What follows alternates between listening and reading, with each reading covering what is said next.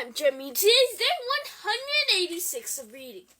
Today reading Harry Potter and the Prisoner of Azkaban.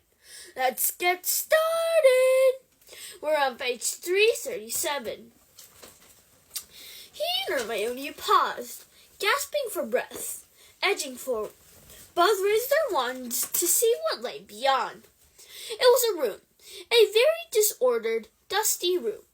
Paper was peeling from the walls. There were stains all over the floor. Every piece of furniture was broken as though someone had smashed it. The windows were all boarded up. Harry glanced at Hermione, who looked very frightened but nodded. Harry pulled himself out of the hole, staring around. The room was deserted, but a door to the right stood open, leading to a shadowy hallway. Hermione suddenly grabbed Harry's arm again. Her wide eyes were traveling around the boarded windows. "Harry," she whispered, "I think we're in the Shrieking Shack." Harry looked around. His eyes fell on a wooden chair near them. Large chunks had been torn out of it. One of its legs had been ripped off entirely. "Ghosts don't do that," he said slowly. At that moment, there was a creak overhead. Something had moved upstairs. Both of them looked at the ceiling. Hermione's grip on Harry's arm was so tight he was losing feeling in his fingers. He raised his eyebrows at her. She nodded again and let go. Quietly as they could, they crept out into the hall and up the crumbling staircase. Everything was covered in a thick layer of dust except the floor, where a wide, shiny stripe had been made by something being dragged upstairs. They reached the dark landing. "Nox," they whispered together, and the lights at the end of their wands went out. Only one door was open. As they crept toward it, they heard movements behind it, a low moan, and then a deep, loud purring.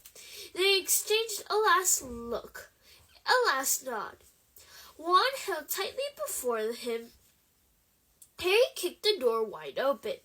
On a magnificent four-poster bed with dusty hangings lay Crookshanks, purring loudly at the sight of them.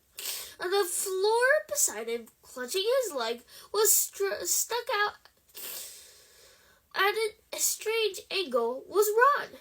Harry and Hermione dashed across to him. "Ron, are you okay? Where's the dog?" "Not a dog," Ron moaned. His teeth were gritted with pain. "Harry, it's a trap." "What?" "He's the dog. He's an animagus." Ron was staring over Harry's shoulder. Harry wheeled around. With a snap, the man in the shadows closed the door behind them.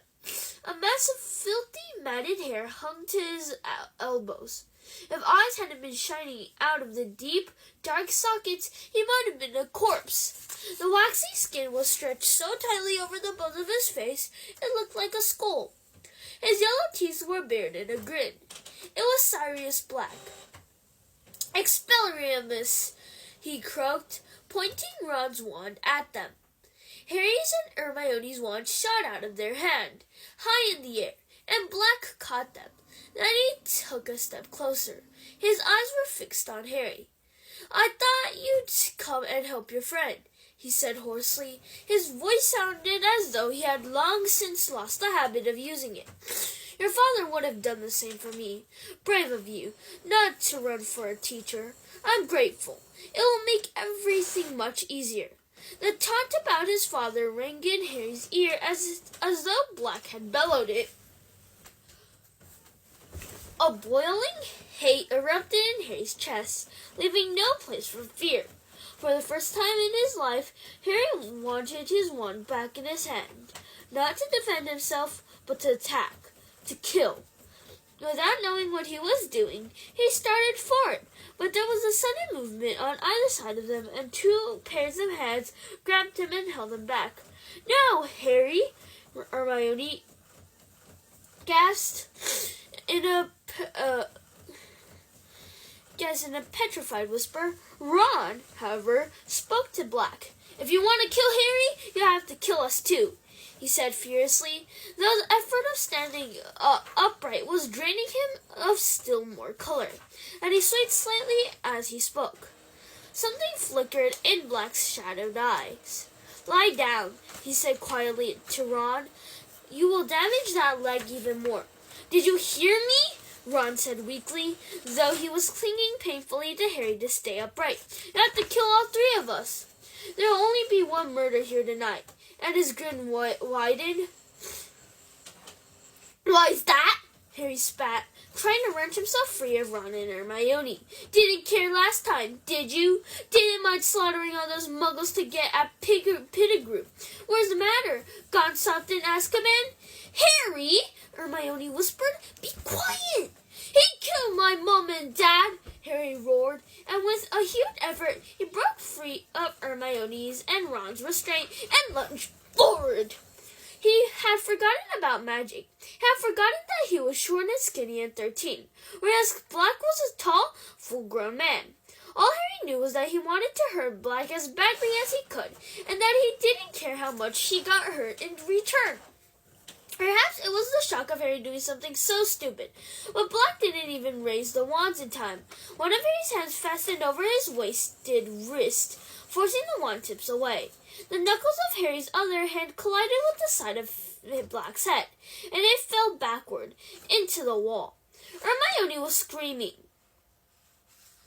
Ron was yelling. There was a blinding flash as the wands in Black's hand sent a jet of sparks into the air that missed Harry's face by inches.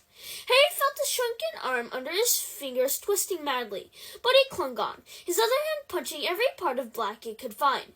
But Black's free hand had found Harry's throat. "No," he hissed. "I've waited too long." The fingers tightened. Harry choked, his glasses askew. Then he saw Hermione's foot swing out of nowhere. Black let go of Harry with a grunt of pain. Ron had thrown himself on Black's wand hand, and Harry heard a faint clatter. He fought free of the tangle of bodies and saw his own wand rolling across the floor. He threw himself toward it, but "Argh!" Crookshanks had joined the fray. Both sets of front claws had sunk themselves deep into Harry's arm. Harry threw them off, but Crookshanks now darted toward Harry's wand. "No, you don't!" roared Harry, and he aimed a kick at Crookshanks that made the cat leap aside, spitting. Harry snatched up his wand and turned. "Get out of the way!" he shouted at Ron and Hermione. They didn't need telling twice. Hermione gasping for breath, her lip bleeding, scrambled aside. Snatching up her and Ron's wand, Ron crawled to the four-poster and collapsed onto it, panting, his white face now tinged with green, both hands clutching his broken leg. Black was sprawled at the bottom of the wall. His thin chest rose and fell rapidly as he watched Harry was slowly near. His wand pointed straight at Black's heart. "Going to kill me, Harry?" he whispered. Harry stopped right above him, his wand still pointing at Black's chest, looking down at him. A living bruise was rising around Black's left eye, and his nose was bleeding. "You killed my parents," said Harry, his voice shaking slightly, but his one hand quite steady. Black stared up at him out of those sunken eyes. "I don't deny it," he said very quietly, "but if you knew the whole story." "The whole story?" Harry repeated, a furious pounding in his ears. "You sold them to Voldemort. That's all I need to know." "You've got to listen to me," Black said, and there was a note of urgency in his voice now. "You'll regret it if you don't. You don't understand." "I understand a lot better than you think," said Harry, and his voice shook more than ever. "You never heard her, did you? My mom, trying to stop Voldemort killing me, and you did that. You did it." Before either of them could say another word, something ginger streaked past Harry. Crookshanks leapt onto Black's chest and settled himself there, right over Black's heart. Black blinked and looked down at the cat. "Get off," he murmured, trying to push Crookshanks off him. But Crookshanks sank his claws into Black's robes and wouldn't shift. He turned his ugly, squashed face to Harry and looked up at him with those great yellow eyes. To his right, Hermione gave a dry sob. Harry stared down at Black and Crookshanks. his grip tightening on the wand. So what if he had to kill the cat